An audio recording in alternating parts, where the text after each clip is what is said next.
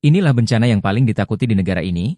Fenomena ini disebut angin tornado. Angin ini dapat menghancurkan apapun yang ada di dekatnya. Para warga mencoba menyelamatkan diri dari tragedi yang menakutkan ini. Salah satu fakta mengerikan adalah kecepatan angin tornado yang bisa mencapai lebih dari 480 km per jam, cukup kuat untuk mengangkat dan menghancurkan rumah, mobil, bahkan pesawat.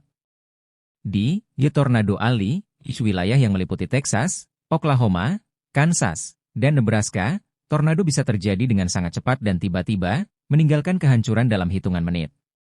Tornado yang terkuat, kategori F5, dapat menghapus seluruh bangunan dan menciptakan kerusakan yang sulit dipulihkan.